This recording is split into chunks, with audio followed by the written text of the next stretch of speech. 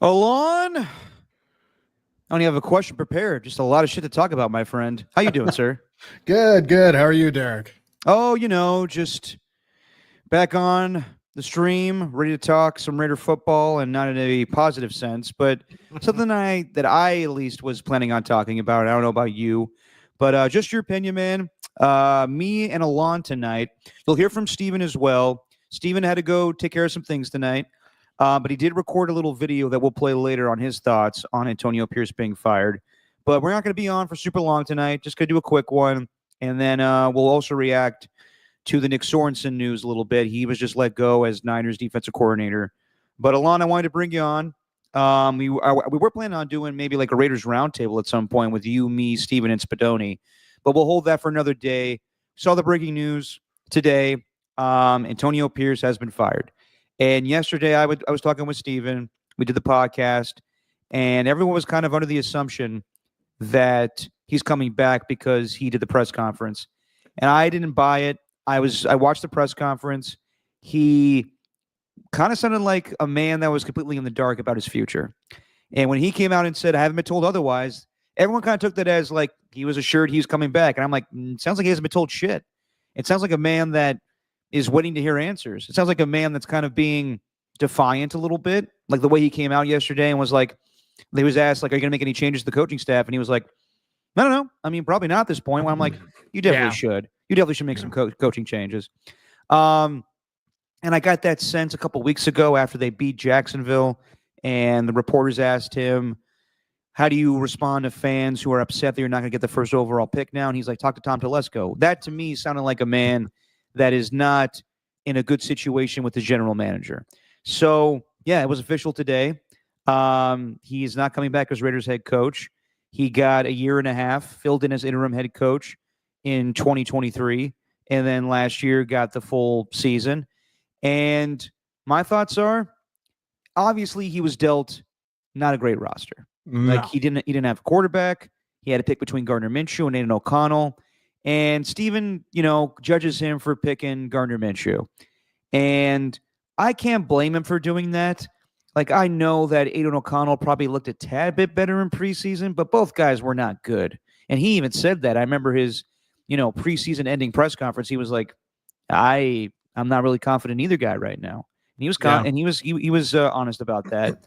But he made the determination that it's better to go with the veterans. So they went with Gardner Minshew, and he did not play well. But you know what? Aiden O'Connell, he played better of the two quarterbacks, but I didn't think he played that great this season. It was a bad situation from the get-go when they didn't land a rookie in the draft. So you could say it wasn't fair for Antonio Pierce given the quarterback situations, but I will say the way it looked this season, like he has no feel when it comes to fourth down decisions. There was the team meeting this year that I believe Hondo Carpenter reported about how the veterans on the team wanted to have a team meeting to talk about how they don't feel they're very prepared. And in the press conference, Antonio Pierce basically said, like, there's a lot of things I still need to learn. And if this was a different situation, if this was a division where they're able to compete and there's other teams that are still figuring things out, then I think they would give him more time. The truth is they're up against possibly the three-time Super Bowl champions. You have Jim Harbaugh with the Chargers. You have Sean Payton in the Broncos. It's just a tough situation for Antonio Pierce. So do I think it's fair? No. But I also don't think that he really wowed me as a head coach this year. So I do think it was the right move. Yeah, he's in a division with three championship head coaches. So you got you have two Super Bowl head coaches there, and then one who's been in a Super Bowl, but obviously coming off a natty last year, 2 years ago now, and Jim Harbaugh. But yeah, you're right, Derek. If he was in one of the Southern divisions, the AFC South or the NFC South, you could see maybe a longer bit of runway there for his situation. To talk about your point on the fourth down kind of in-game decision kind of stuff, he struck me this season as a guy who did not have confidence in his own team. And rightfully so with some aspects of that quarterback position, especially. I think I feel for him in this sense. I don't think that he wanted to start Gardner Minshew, but I definitely felt that was kind of a soft mandate kind of deal from the top down, where it was like, look, we just gave this guy 15 million guaranteed. You got to at least see what he has.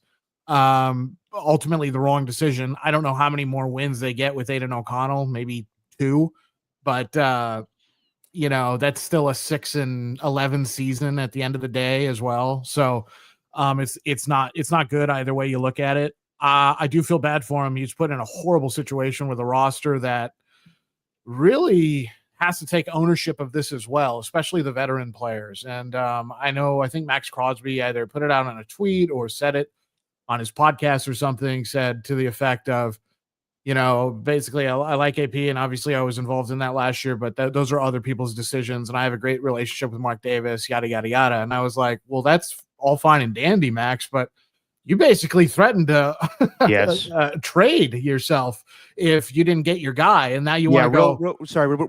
Real quick on that, Alon. I sent that to Steven today, and I was like, "This is a man that regrets his decision."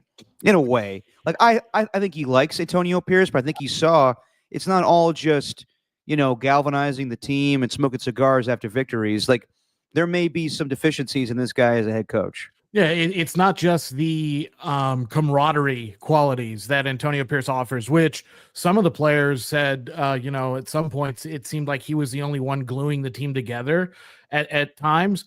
And that reminded me not so much of what you see in the NFL at the pro level, because coaches get fired so quickly. It reminded me that kind of statement of kind of what you see in Major League Baseball with a manager with just a horrible team who is trying to get the guys to play every day. That's what I felt Antonio Pierce was in that kind of situation. Ultimately, he's fired.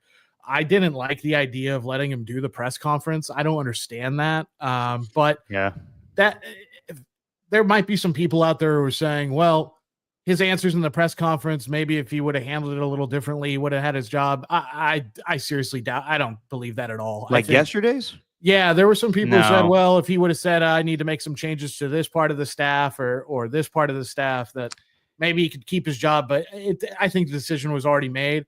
He had to do that press conference because he hadn't met with Mark Davis yet. I think that was why he did the press conference, because he hadn't met with Mark Davis yet. Yeah, no, I agree with you on that one. I think that it was way different than, I mean, I know you remember this, and we talked about it yesterday. Jack Del Rio announcing to the world that he was fired, that was weird. Very weird, and I that's a poor way to handle that. You should never do that. But Mark was honest and let him know right after the game, you're done. Yeah. I think that, like I said, Antonio Pierce has not had communication with Mark Davis nor Tom Telesco for the time being, and they probably went away from that loss to the Chargers, not speaking. And he was like, all right, I'm going to operate as business as usual. And yes, he did come across a little arrogant in that press conference yesterday. He came across like, I'm wearing my Raiders starter jacket. I think I'm here. I deserve to be here. I'm not making any changes. I haven't been told shit yet. But yeah, I mean, he got handed nothing though. Derek. I believe me. I know it's very similar to Gerard Mayo. It is. Yeah. For the reasons of both being linebacker coaches to both being leaders of men, but also that just because you're a leader of men doesn't necessarily mean that you're going to be a good football coach. I think a lot of teams are trying to find a Dan Campbell type, and Dan Campbell is a good motivator. I want to see how he is when Ben Johnson leaves, and who's that next guy to call offensive plays.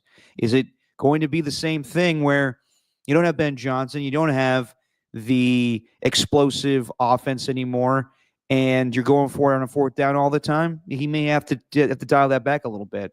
I mean, like DeMeco Ryans, he's a good leader of men, but also DeMeco Ryans called defensive plays. He's a DC, yeah.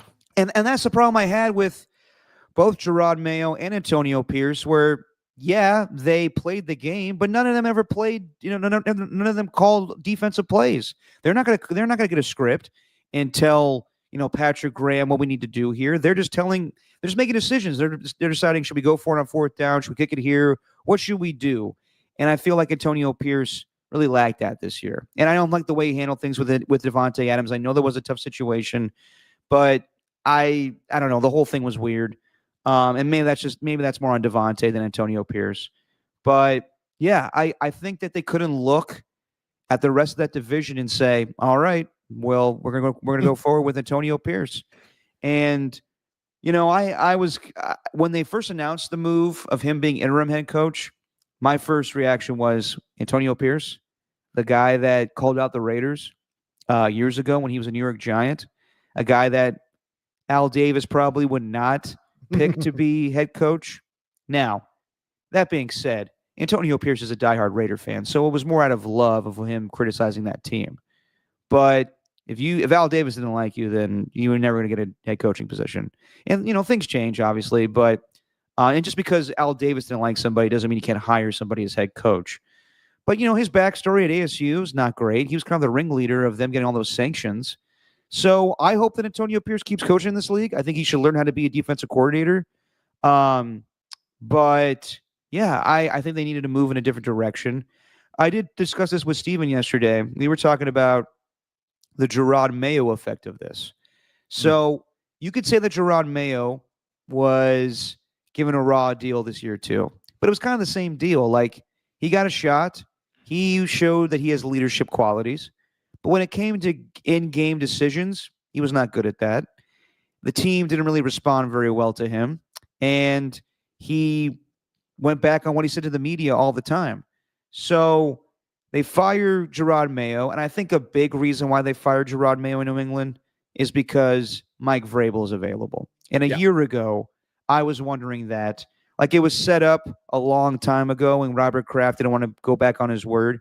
But it was set up in Bill Belichick's final season that Gerard Mayo was going to be the head coach the next season.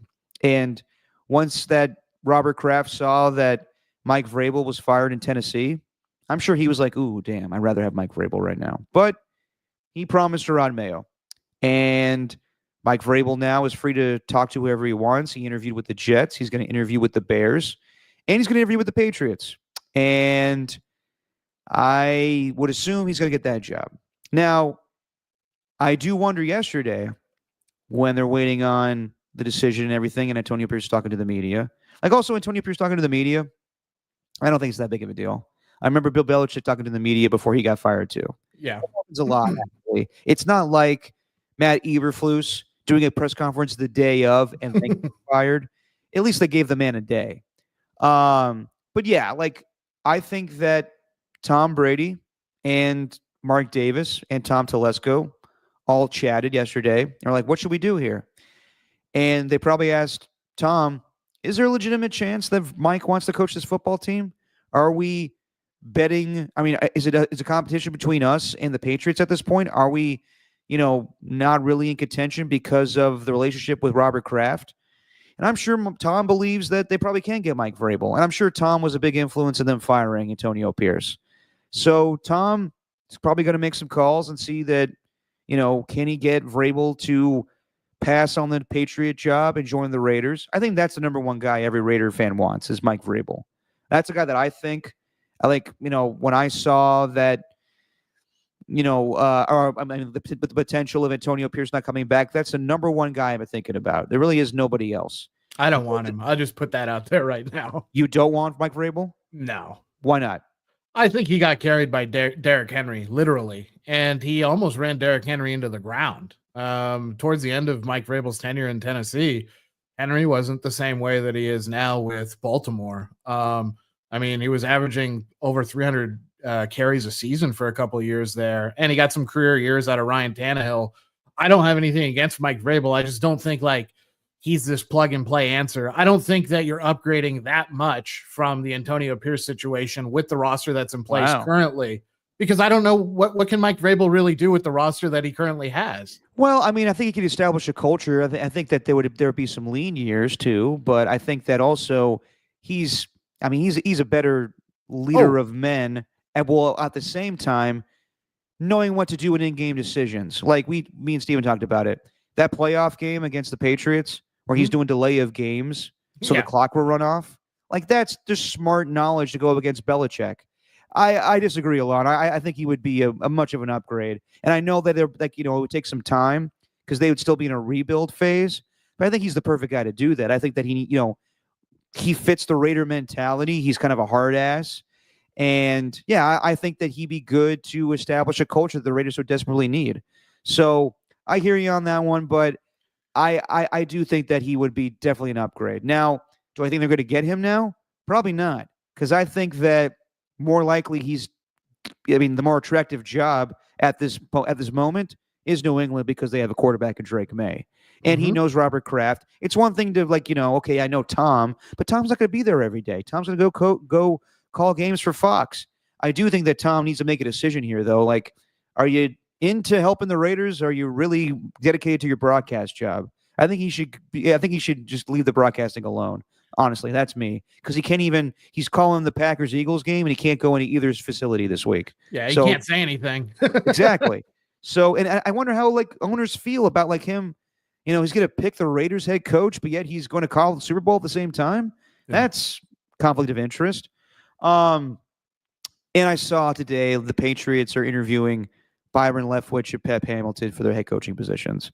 And those guys are good assistant coaches. They haven't coached in the league in quite some time. Like Byron Leftwich got fired the year that Tom Brady left the Buccaneers. 3 years ago now? 3 years ago. So did Pep Hamilton.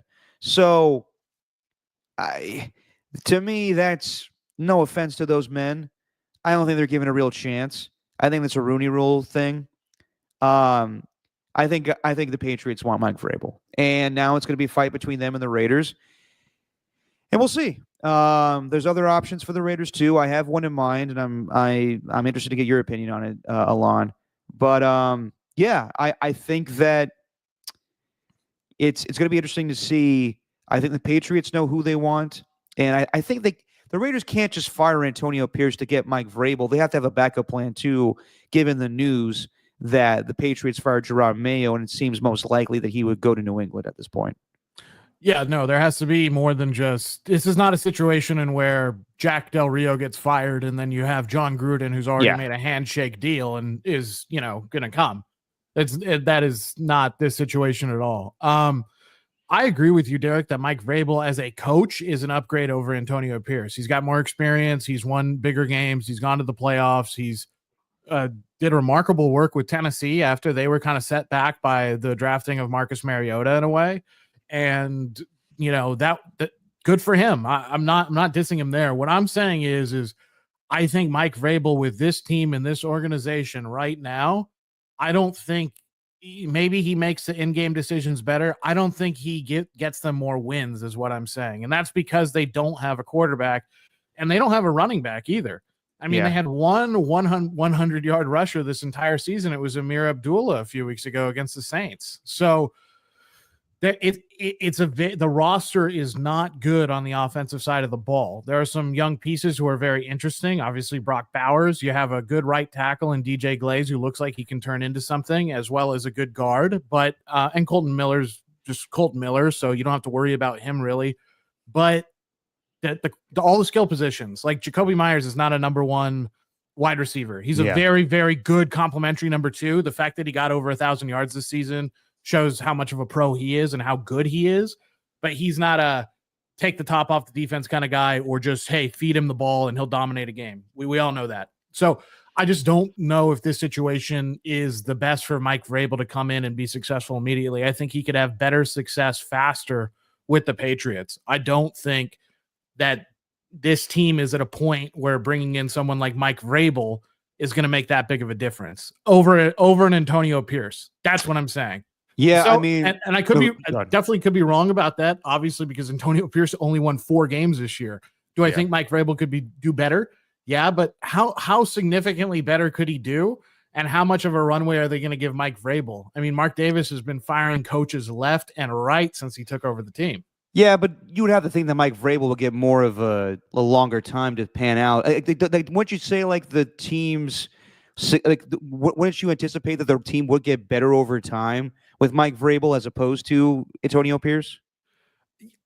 I agree, but I don't know if getting better over time gets them to that contender stage of where they ultimately want to be, where every team wants to be. I don't think it's a situation of, for instance, Kyle Shanahan going to San Francisco and getting him into that kind of perennial, this year aside, but that contender status. I don't know if Mike Vrabel can do that. He hasn't done it in the past. He did get Tennessee to a point where they could compete for the playoffs. Don't get me wrong there. but he had a generational running back, and I think he got the best years out of Ryan Tannehill's career than anybody else did. Yeah, but he also upset the Baltimore Ravens, where they were the 1 seed and got him to the AFC Championship game. I know he had some playoff stinkers too, but at least he has that experience. Like, think about the guys that are in that division, and I think Mike Vrabel in a division with Andy Reid, Sean Payton, and Jim Harbaugh, that would be the best coaching division in all of football. Oh yeah, that'd be a bloodbath. It would be the best. He'd still be the worst coach in the division. There's no question about that. But it would be a very by good default, by default, yeah. But it would still be a very good division in terms of coaching. I'm not saying like if they hired Mike Vrabel, I would be happy with it. I'd say, hey, that's a good hire. Yeah. I just don't think he's the kind of guy that I don't think there are too many guys at all who could come in day one, snap their fingers, and really fix the thing, regardless of whether they get a quarterback they want or not. I think they would play better, but I'm with you, Alon. It would still be, a learning, a season where they're acclimating to him, and it may not be playoffs right away, but I think that you would see a better win total. I think they'd be a little more competitive against the Chiefs and all the teams in their division, and I just think they would look better. And yeah, I mean, I was talking about it last night with Steven, and we had people in the chat, Raider fans, saying it's not fair to fire Antonio Pierce. The team was playing hard for him. And I get that, but also, like, just because you play hard for a guy doesn't mean that he's the right fit for the team. Like, you and I talked about it a year ago. There was kind of a little bit of skepticism from you and me. I thought it was kind of like a Mike Singletary thing. We're like, okay, he played hard. Like, he won during an interim season. But is that going to translate to a full season? And you and I both said, I wouldn't be the least bit surprised if they fire him after one season if it doesn't pan out. Yeah. And that's what happened. Because I thought that maybe Mark Davis really didn't want to hire Antonio Pierce. Nope. I got the sense that he was pressured from Max Crosby, from the players, from the fans, and he did what they wanted him to do. And the whole time he was thinking, if it doesn't look the way I want it to, I'll get rid of this guy one season. Mm-hmm. So now they're going on to their, God, what is this? Their 4th head coach in 5 seasons? Counting interims, yeah. So Gruden, Bisaccia, McDaniels, Pierce, and then we don't know who yet. Jesus Christ. Yeah, I mean, that's a lot of turnover. And I can understand fans' frustrations. I can understand Max Crosby's frustrations. And also, like, I would say this too.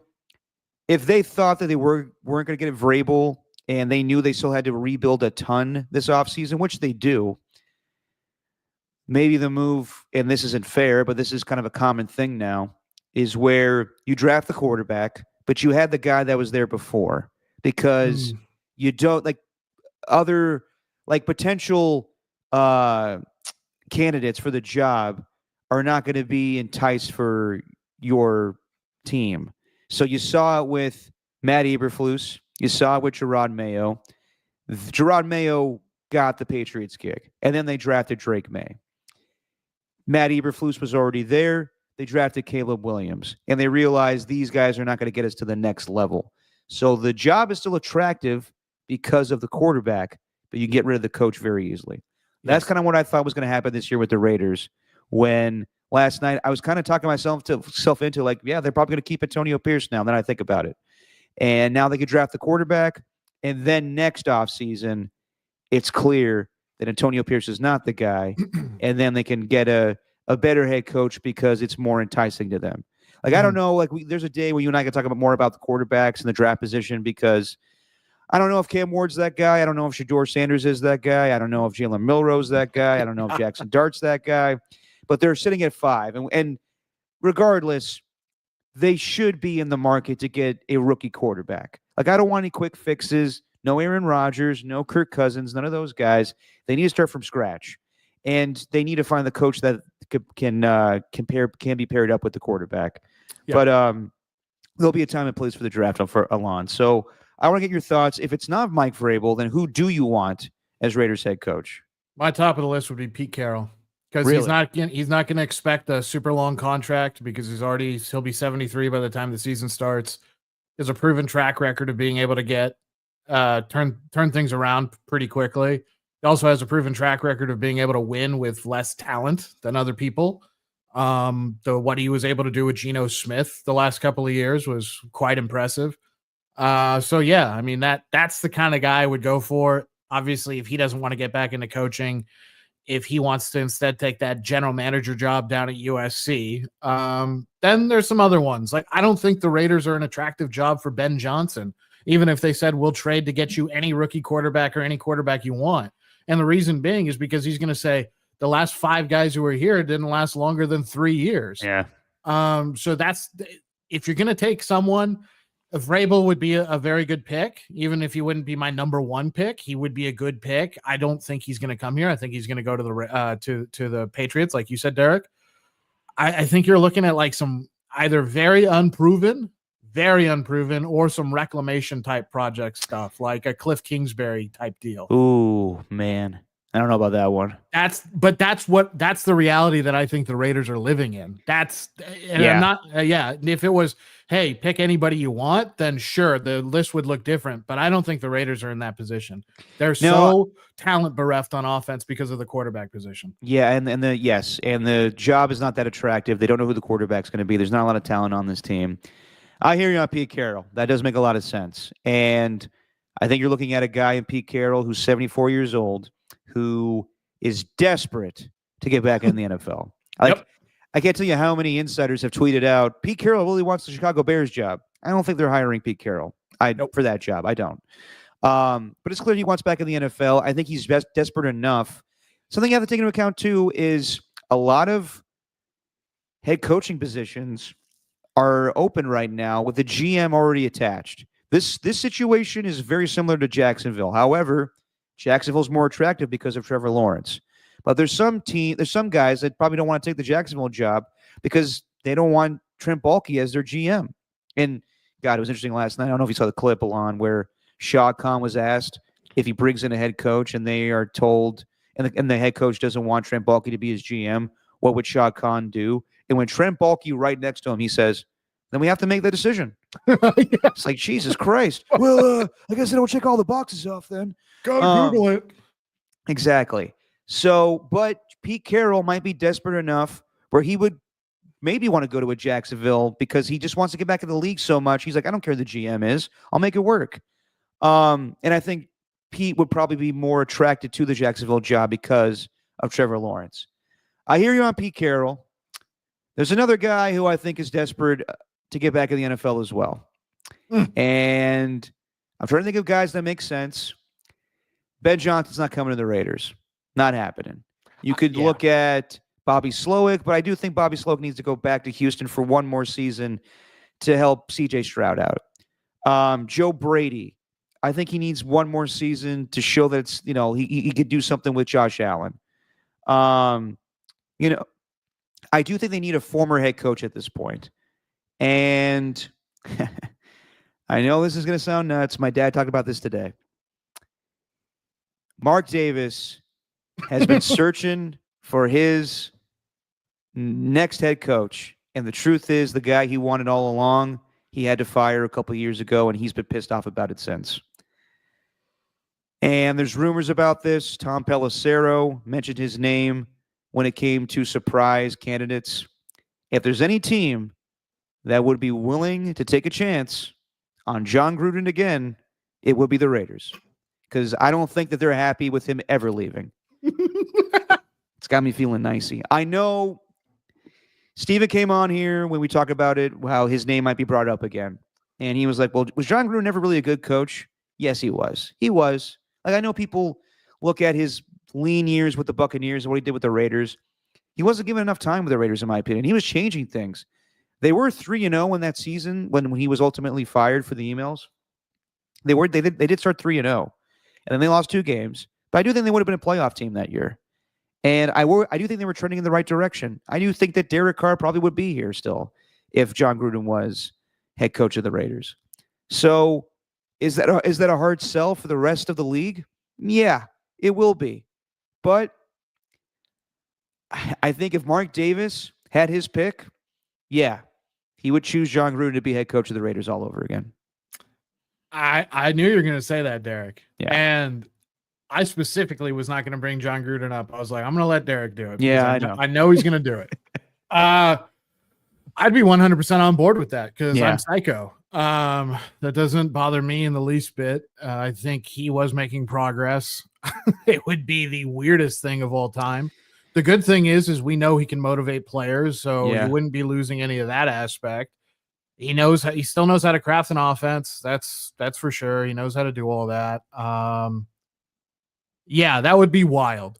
The thing that would be different though this time is he would have a real GM who would be Mhm. making real GM decisions for him. Yes. That's stipulation this time.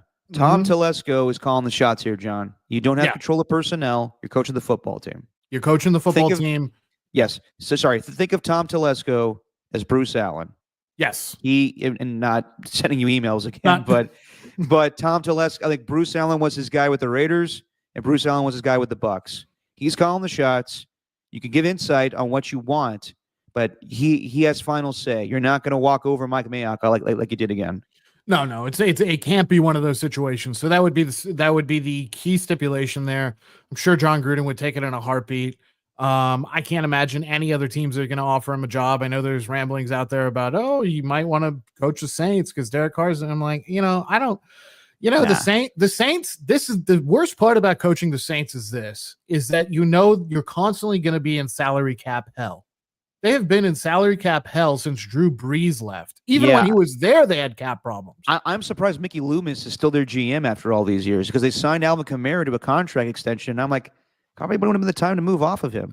Yeah, remember when they signed Taysom Hill to his monster contract for being a gadget player? And Taysom Hill's a phenomenal football player, but you don't sign people to that much money for those kinds of skills.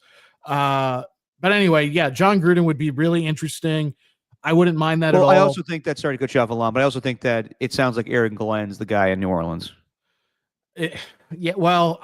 Hats off to him and good luck. But it's they have a quarterback problem too because Derek Carr looked great for 2 games and then disappeared. Well, he came out today, I think, and said, "I'm not taking a pay cut. I can restructure my contract, but I'm not taking a pay cut," which might lead to him finding a new job. I'm either here for the long haul or you got to cut me and pay me. So yeah, I mean, it is what it is with him. That's fine. But good for Derek. Get your money. Yep. But in terms of the Raiders coaching situation, I mentioned Pete Carroll. You bring up John Gruden, Mike Vrabel. Like if those are your picks, right? If let's just say those are the 3 that could get the job. That's a pretty good 3 to choose from. That's not a bad 3 different coaching candidates to choose from. You got the old man who's done everything, been there, done that, knows what you're going to get out of him.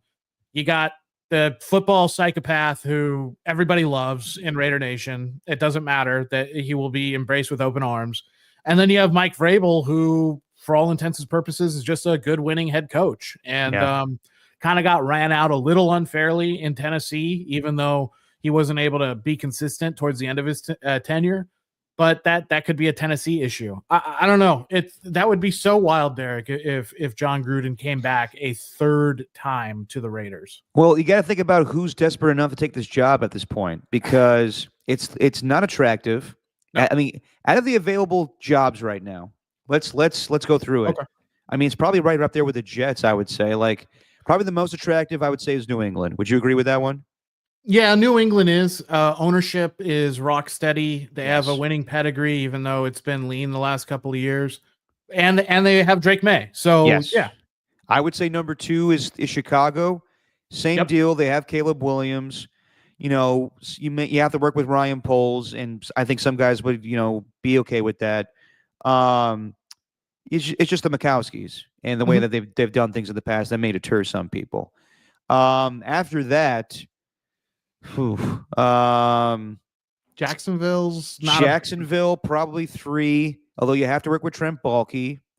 Then after that, New Orleans, just because you do have a quarterback in place. However, you could easily just cut him.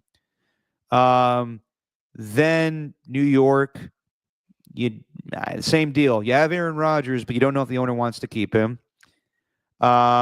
And then, it's the Raiders. They're probably out of the bunch, probably the least attractive job. Mm-hmm. So to find an up and coming head coach. I mean, these guys pick and choose now. Like Ben Johnson was, pretty picky with where he wanted to go next year. So that, like you can look at other guys like Liam Cohen, the offense coordinator for the Tampa Bay Buccaneers. Yeah. That's another name I saw out there. But I don't know. I do think they'll have to go with a guy that's been there, done that. And I could see Pete Carroll. I can also see, Mark, he was pissed that he had to fire John Gruden. He did not want that to happen. And yeah, I would, God, that would be a tough sell. I don't know how the league would react to this, but I would not be the least bit surprised if he's like, enough time has passed. He's on Barstool now. People are forgiving him a little bit. Yeah, I want John coaching my team again. The league might just have to take it as a tough pill and swallow it too. It could be one of those situations where like, shit, we can't do anything about this. We already ran him out of town one time. We can't do it again. I mean, if Brian Flores gets a job this offseason, it's a different deal because Brian Flores has been coaching in football. But I think Brian Flores will get a head coaching job, and he sued the league or sued individual teams. John Gruden sued Roger Goodell. But then again, that's not anything new with the Raiders suing owners or commissioners of the past. Al Davis did that famously with God, I can't think of his name. Pete Rozelle. Pete Rozelle back in the day. So yeah, I think that I I would not be surprised if Mike Vrabel's not the guy, that John Gruden is the guy that Mark Davis wants. Now, at the same time, Tom Brady will be part of these discussions. I don't think Tom Brady and John Gruden have a bad relationship, but John Gruden did tell Tom Brady, "No, I'm good with Derek Carr." So, yeah, this is going to be fascinating. They need to get this right. They can't just go with another. Well, like seriously, man. Like they can't just go with another. Like they thought they had Josh McDaniels. Like Josh McDaniels, I thought was a good hire. Not the case at all. John Gruden. I thought he was going to be the face of that franchise for quite some time, and obviously things happened. But what do you think the fan base would react like if John Gruden came back? Ecstasy. There would be some really? that would. I think people would be loving it. There'd be a contingent for sure that would be like, "Oh my God, we're going through this again? Are you kidding me? You remember what happened the last time?" Yeah. But that minority would be drowned out so epically by the 60 to 80% of fans who would be just head over heels. They'd be like, "This is what we were building for the whole time." And, all the Derek Carr stands would come out of the woodwork going, "Oh, we would have been somewhere if Derek Carr and John Gruden were still here." No, initially it will work out amazingly. Now, I don't know if that means you're going to get wins, but I just mean from a reception standpoint, I think people would be very into it. I think that it'd be interesting to see John finally draft a quarterback and start from scratch. Yeah, I do think that while people will acknowledge wasn't a good look with what he emailed Bruce Allen, I think a lot of people were like, I still want to be head coach. And that's how I felt. At the time, yes, I understood why he needed to go away. Totally understood it. But you hear the press conferences afterwards when Mike Mayock talked about his impact on the team. Derek Carr's famous words were, "Hate the sin, love the sinner." Darren Waller, big fan of John Gruden's. He still was beloved by the locker room. Yes, did he say awful things in an email? Absolutely. Did Carl Nassib have to deal with a lot of bullshit for being the only gay guy on that team? Yes. But as far as we know, actually. But yeah, I think that John Gruden, it would be a story. It would be a story, my friend. And that's I'm with you, Alon. I think it would be the guys that have proven it: Vrabel, Pete Carroll, John Gruden. And real quick, the reason that I'm right there with you on it's guys who have a pedigree, a track record of some sort, there's some type of predictability about them.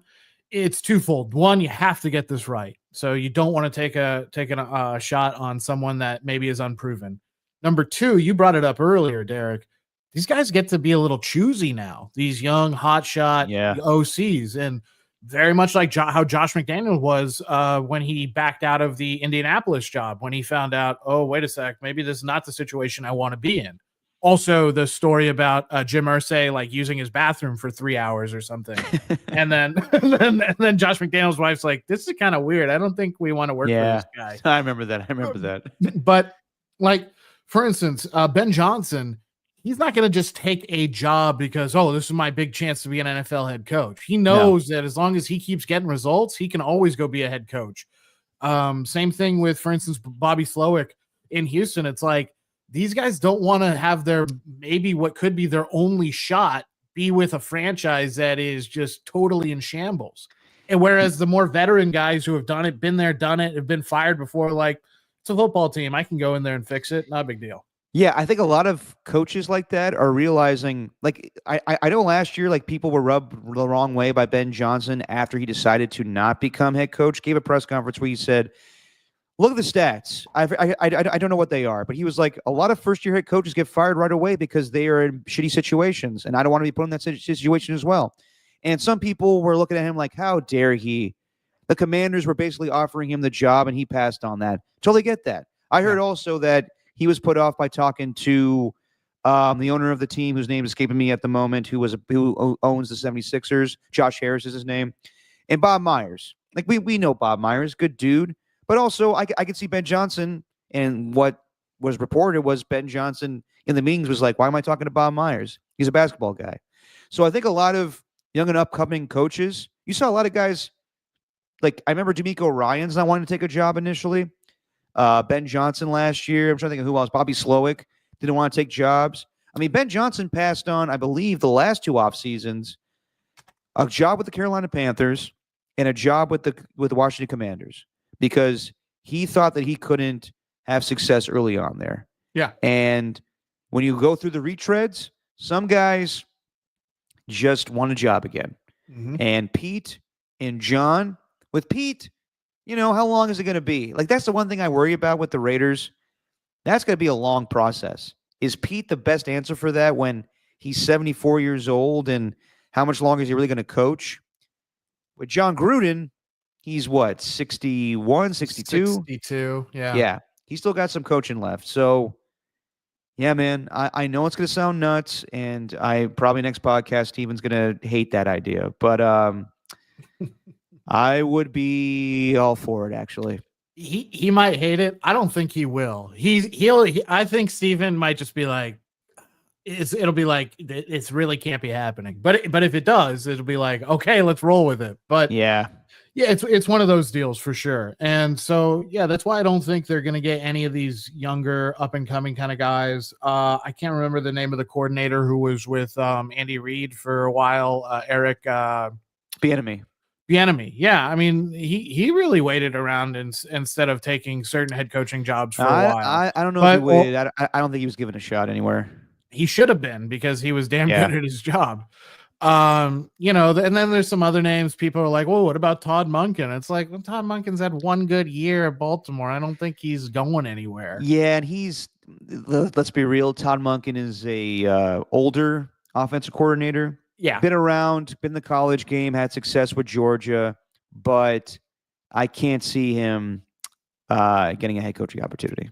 The other name that I'm sure is I know has been floated, not for any job in particular, is like, oh, would Ron Rivera come back to coach? I'm like, I think that ship is kind of sailed in terms of him being a head coach. He might be on someone's staff in some capacity. Maybe he would be good DC again. Yeah. Sure. Yeah, no, exactly. But I think for the Raiders, it's like, hey, who looks the best out of the guys who have had jobs and have been fired? Because I just don't anticipate them getting someone who's young, unless that person, for whatever reason, they're not going to get one of the top young names. If they get someone young, it'll be someone like Cliff Kingsbury, who's already flamed out before. Yeah, and they wanted Cliff Kingsbury a year ago. Yep. And Cliff Kingsbury, man. Good offensive play caller, having success with the Commanders this year, but Kyler Murray walked all over him. Yep. And they got Jonathan Gannon in there now, who's more of a stern, hard-ass head coach, and now Kyler Murray's doing what he says. Well, I can tell you it's true. And if John Gruden is the head coach of the Raiders in the future, there are two people I would specifically like on his coaching staff. One, to work with offensive linemen, I'd love to have Richie Incognito. I think he'd be a great influence on Jackson Powers Johnson as well as the rest. I'm laughing at his past, but in reality, that probably wouldn't be bad. In reality, yeah, he'd be a very good person to have around the building in terms of from a football aspect. The other guy who I really think is a resource that they don't tap into, and it might be because his media money was just too good for a while, would be Rich Gannon. There's no reason to not have him as some type of quarterback assistant coach. He might not be willing to take that job, but you at least got to ask him. They did. I remember. Do you remember when Rich Gannon used to do hits with us back in the day on Papa Bonte? Yep. And he straight up, acknowledged I was offered the head quarterback coach job for the Raiders, and I turned it down because he still had a job at CBS. He's not calling games for CBS anymore. He may get that opportunity. I mean, shoot, Brian Griese got an interview is going to interview for the Jets head coaching job for being quarterback coach for the 49ers right now. So you never know what doors that can open for. Yeah. Yeah, man. But I wouldn't be a fan of Cliff Kingsbury as a head coach for the Raiders. I think that'd be just not a good situation. He was there when Kyler got drafted. I mean, I'll throw this name out here. What if? I would hate this. Because Mark Davis really loves Shedeur. What about Deion? I'd hire Deion. Would you? Why?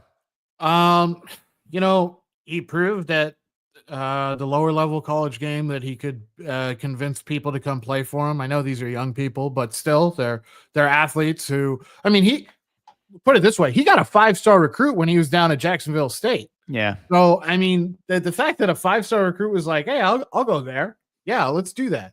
And then what he's been able to turn around almost immediately at Colorado, and everybody made fun of him 2 years ago. It's like, oh, haha, so you beat TCU and then you flamed out the rest of the year.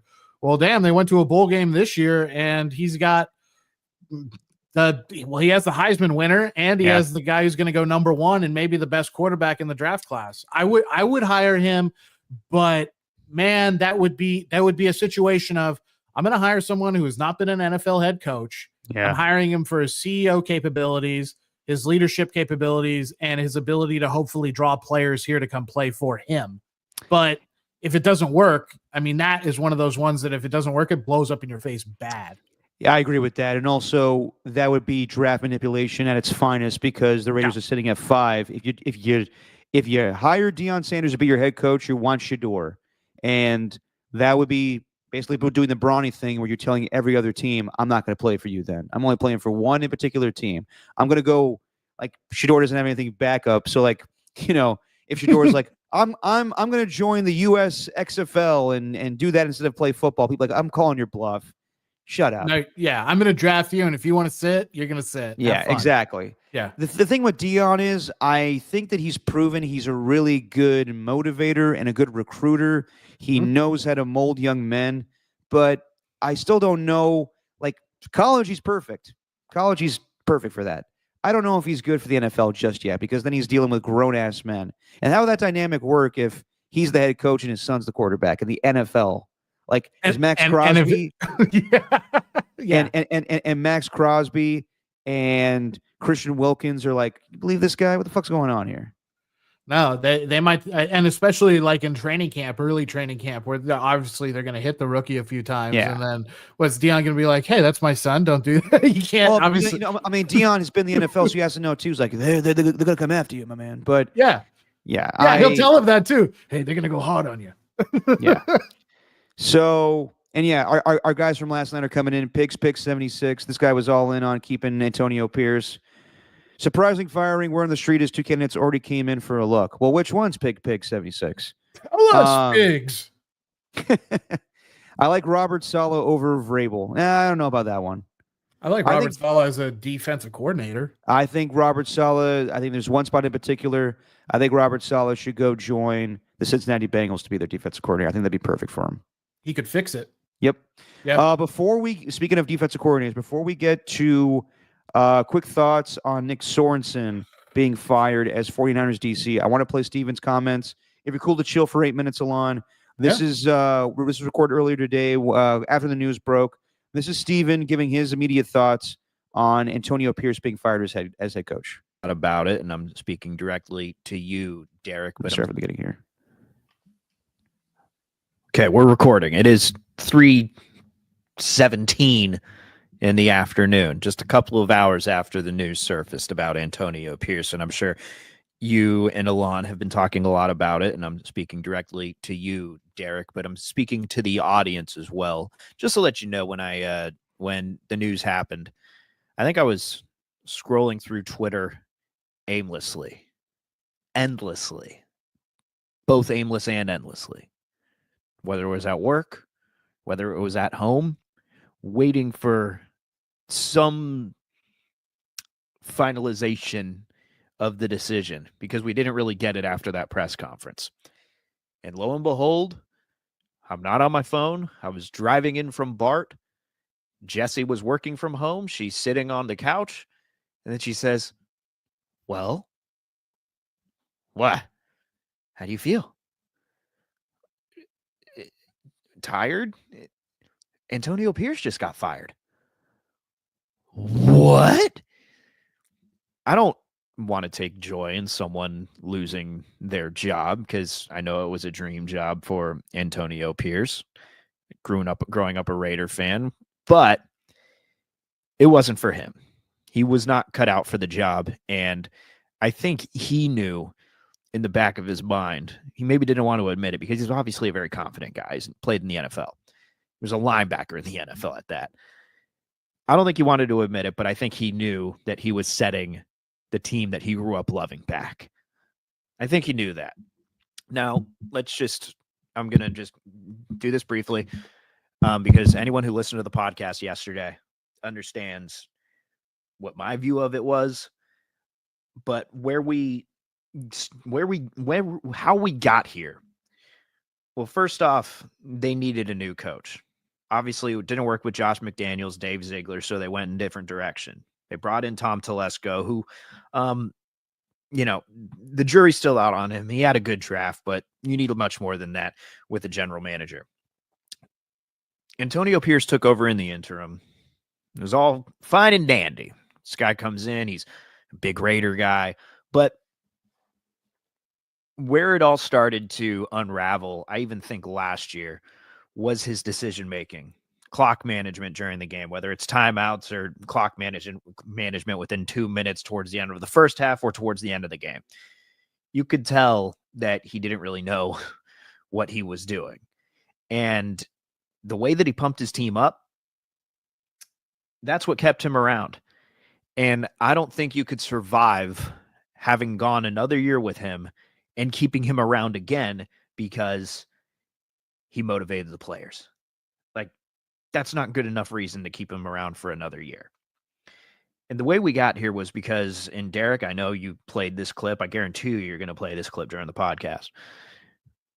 But Max Crosby had his input. I think Josh Jacobs had his input. I think Davante Adams had his input. And really where things really started to unfold, and when I realized, oh, okay, he's not so much a player's coach, it's when Josh Jacobs was gone and Davante Adams wanted out just a few weeks into the season. It's like, all right, if they're not going to stick around for the coach, or if they're not going to stick around with the team, they're clearly not around for the coach. And I think that him starting Gardner Minshew over Aiden O'Connell, we talked about it on the podcast before, it was a head-scratching move, and I think towards the end of the season, even though they would have been in that one position which we did not want them in, which is just a middle-of-the-road team who are going to get a, 13th or 14th pick in the draft. If they were going to lose, needed them to lose big. Obviously, what happened, and now they're going to finish with the 6th overall pick in the draft. I think it's 6th. I'm pretty sure it's 6th. But through this season, I didn't really know what he did well. You saw him on the sideline, for the most part, had the microphone up. I didn't really see him arguing too much with officials. It felt like he was just in over his head. And I'm going to say it again. He may have gone to the press conferences, says he needs to work on some things, how he needs to go with his gut rather than the analytics or whatever's on the paper that people are bringing to him. Like, I don't need another head coach on the Raiders who doesn't really know what he's doing or is still in the learning stages. I mean, it's the NFL. You have time to learn. That's fine. But this isn't the NFC South. This isn't the AFC South. You're in the AFC West. I mean, we always talk about divisions and how stacked they are with their teams. I can't think of one that's as stacked with coaches who are going to be looked back on as some of the greats of the 2010s. Andy Reid, Sean Payton, and Jim Harbaugh. Those are the guys you got to compete with. And Antonio Pierce was not going to be that guy. So no surprise that he actually got fired, and it really was hard to admit Derek was right, but he was absolutely right. There wasn't much conviction with how Antonio Pierce spoke. However, the thing I do struggle with, because we can talk about the future, and I think everyone knows I want Mike Vrabel. Like, that's the guy I'm set on. But at the end of the day, the problem lies with Mark Davis.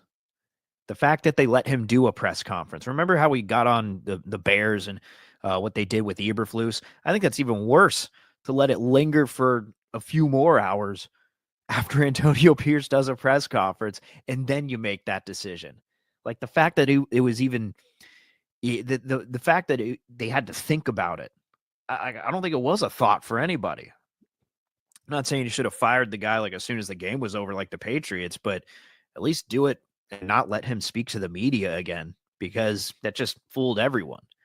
Especially when he said he's not going to get a new coaching staff and blah, blah, blah, blah, blah, all those things that he said. So even though I'm hopeful with whoever they bring in as a new coach, I'm seeing Pete Carroll is a name that's mentioned. I don't know about that.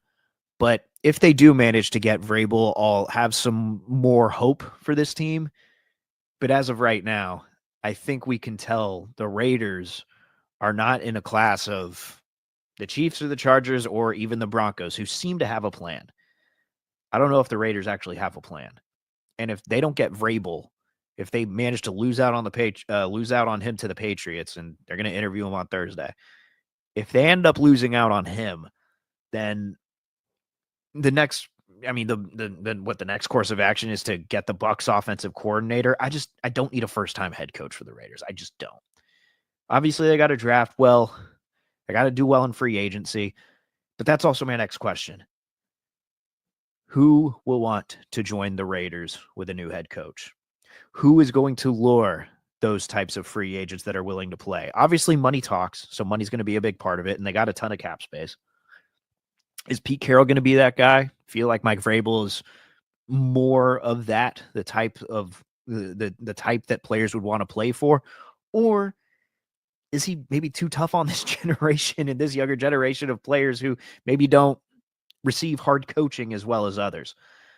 I don't know what the next course of action is, but I do know that moving on with Antonio Pierce would have been a wasted season, and you would have ended up like the Chicago Bears, probably just letting him go halfway into it just because you're not getting the results that you want.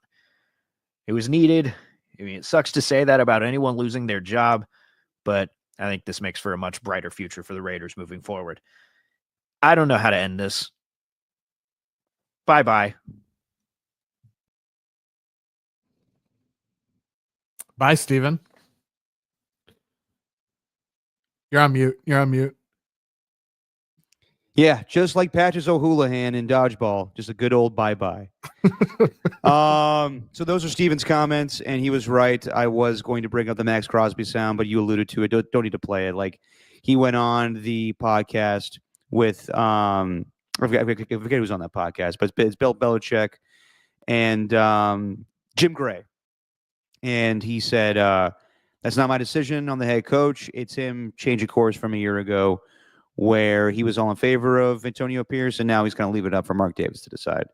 I agree with Steven on most of that stuff. And yeah, but the thing I would say is the press conference thing, that happens sometimes at the end of the year. They let guys talk to the media one last time, then they make the decision. I think it was an all-day thing yesterday where like I said, Mark Davis, Tom Telesco, and Tom Brady all made the final determination of Antonio Pierce. But yeah, this is going to be an interesting process of who they get the next head coach to be.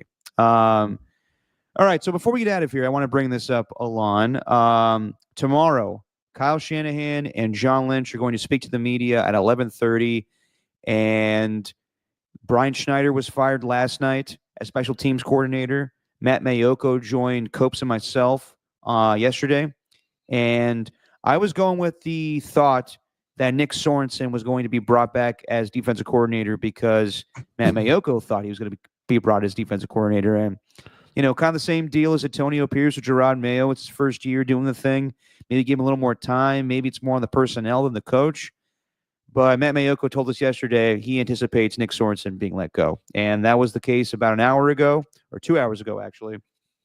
Nick Sorensen has been fired. We did hear that they wanted to wait until they made some moves to have a press conference, and now the two guys that we thought were not going to be there, they're not there anymore. They have been let go.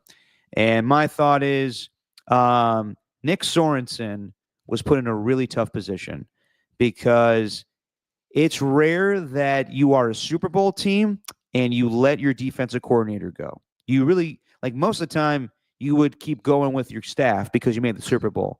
But Kyle did not, mesh well with Steve Wilks. So they made a coaching change, and it was late, right after like most of the head coaches and other coordinators were already, hired. So they had to look around the league and who was left. Brandon Staley, that was the big name, and I don't think they wanted to change everything they did scheme-wise because Brandon Staley's more of a 3-4 guy. So they wanted him to be there to consult the defense, but they hired from within and did Nick Sorensen. They wanted Steve Spagnuolo. He just beat the Niners and said, no, thank you. They tried to get Jeff Ulbrich, and he wasn't going to get out of his contract with the Jets. And in the end, they go with Nick Sorensen, who was, I believe, the safeties coach on the staff a year before. Yep. So it wasn't like he was the first choice. And if you read all the reports from the 49ers beat writers, they want Nick Sorensen to remain on the staff. That's a hard thing to do. After you got the job and take a reduced salary, it may be in the best interest of Nick Sorensen to go someplace else. I totally get your pride in that. So now the 49ers need to look to another defensive coordinator. They're fourth in 5 seasons. Obviously, the names that are out there, Robert Saleh, who was fired by the Jets this year. But I will say, the 49ers should be all in to get Robert Saleh. It makes sense. Should Robert Saleh go back to the Niners? No. I don't think he should. No, I think that Robert Saleh needs to prove that he could do it on his own. It's kind of like Matt Patricia going back to the Patriots, or Josh McDaniels going back to the Patriots, or Bill O'Brien going back to the Patriots. It can't just be always where I fail, so I have to go back to where I'm comfortable. I think that Robert Saleh needs to go join the Cincinnati Bengals and help that defense be better. So the other names that I look at, Jeff Ulbrich. They try to get him, as I just said. Kyle knows him from the Atlanta Falcons days, so that won't make sense. He refers to him as Brick. I guess they have a good relationship. So that's probably number one on your list. Gus Bradley, who we know with the Raiders, was the head coach of the Jacksonville Jaguars, just got fired in Indianapolis. Not a bad, would not be a bad hire there. Knows Pete. I mean, he was basically part of the Legion of Boom with Pete Carroll, kind of the same scheme that Robert Saleh runs. And then there's Lou Anarumo with the Cincinnati Bengals, who it was his time to get fired, but the team regressed after the last few years. It's the reason why they're not in the playoffs. Is it because of him? No, it's probably the personnel and his very young secondary. But Lou Anarumo was the guy that was throwing things at Patrick Mahomes that confused the hell out of him the second half of the 2021 AFC Championship game. So I think that the Niners, it's tough because you can't blame Nick Sorensen for everything. But with the defensive coordinators that are available there and the connections that Kyle has to all these guys, they had to make the move. So I totally understand why they did this. Yeah, I mean, and they'd all be upgrades in terms of knowing what you're going to get, what you're going to get out of that position for the team. Robert Saleh would be the number one pick if you probably ask Kyle Shanahan or any Niner fan, but yeah, he might say, you know what? No, I can't do that because that might kind of shut the door for another head coaching job forever for me. So I don't want to do that. Also going to Cincinnati and being the guy to be like, I built the other half of this team to go along with the superstars on offense. That'd be pretty cool. Ulbrich would be good. I mean, all of them are good options. I don't know. I know that Patrick Graham is going to be interviewing for the DC job in Cincinnati. I don't know if he's going to get that. So that job might actually close, but Robert Saleh is obviously a better pick than Patrick Graham just based on what he's done record wise defensively, but Patrick Graham's no slouch either. I would say this about Nick Sorensen. He was their like pass game specialist or whatever for the Niners last year, coached DBs as well. They finish 8th in total yards given up this year, just like they did last year. They averaged giving up 14 yards more. The problem is they went from having a top 5 scoring defense last year to having one of the worst scoring defenses this year, but it's not all his fault. They were -10 in turnover differential. Like teams, and this is another reason why they fired special teams coach. Teams' average starting field position against the Niners was pretty good this year, and that's something we haven't seen in the past. So I think he was put in a position where he could be successful because that defense is talented, and yards wise, they did a good job, but they did give up way too many points, 10 more points this year than they did last year, I believe, or at least 7. They were in the mid-20s, and I don't know. It's tough for him because he's like, look, I basically did the same job that we did last year, except this year we turned the ball over 27 times. What the hell am I supposed to do? Like, of course we're going to give up points. So I unfortunately, the NFL hasn't released their stats on points off of turnovers for the 2024 season, but I bet a lot of that has to do with the failure to hold teams at bay and not let them score this season for the Niners. And ultimately that cost him his job. Yeah, and I would say also the 49ers defense took a backseat this year because I thought that they regressed.